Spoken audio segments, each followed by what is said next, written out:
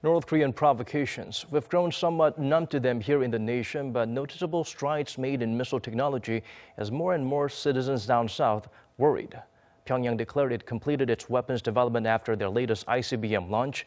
And for the second part of our year-end special, Jung-hee has a wrap-up of the regime's nuclear and missile upgrades through the year 2017.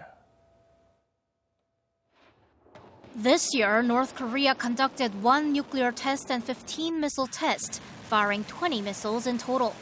That's fewer tests than last year, but this year's provocations were bolder and more daring in that the regime continuously tested upgraded missiles, which are now deemed to be capable of striking anywhere in the United States.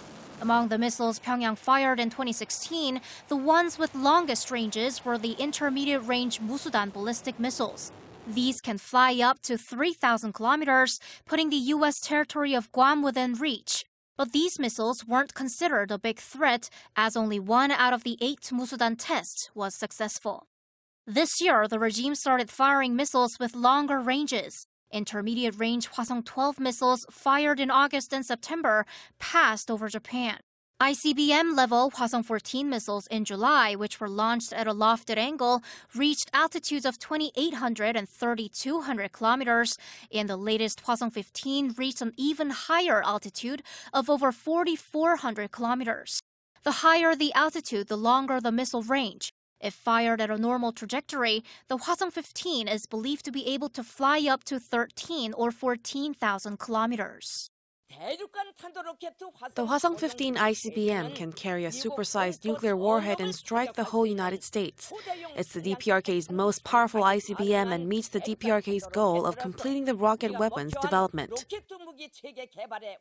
But still unanswered are 2 questions. Has North Korea developed the technology to miniaturize a nuclear warhead, and can its missiles successfully re-enter the Earth's atmosphere? The ideal weight of a nuclear warhead designed for an ICBM is seen to be around the 500-kilogram range. But some experts say if the engine's strong enough, the warhead may not have to be made any lighter. I've conducted a virtual simulation after the Hwasong-15 launch, and even if we assume the warhead's weight as 700 to 800 kilograms, it appears the missile can fly up to 10,000 to 12,000 kilometers. This would mean that the North has lightened its nuclear warhead to a sufficient level for itself.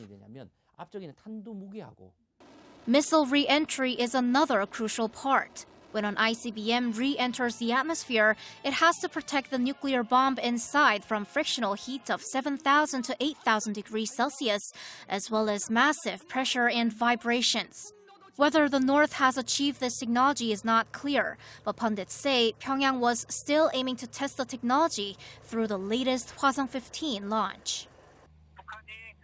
The North decided not to fire its missile to fly over Japan, because if it does, then it can't check whether the missile successfully re-entered the atmosphere as it doesn't have a satellite.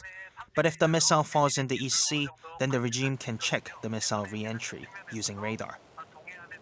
Having declared the completion of its nuclear weapons program, will the reclusive regime continue with its provocations? Analysts say the North could possibly halt its provocations at least temporarily until after Pyeongchang Winter Olympics and turn toward a peaceful dialogue with the surrounding countries. But if that fails, the North could conduct further ICBM and even submarine-launched ballistic missile tests and a 7th nuclear test to develop an even lighter nuclear warhead. What the North calls a completion is actually about 90% complete, not 100%. There's more stages Pyongyang has to go through to diversify its missiles and actually deploy them.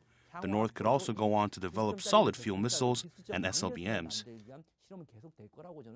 Next week, North Korean leader Kim Jong-un will make his New Year's speech. And there's a lot of interest on whether he'll use the speech to officially declare North Korea as a nuclear state and hint at the possibility of starting negotiations with the U.S. Jung-hee, Arirang News.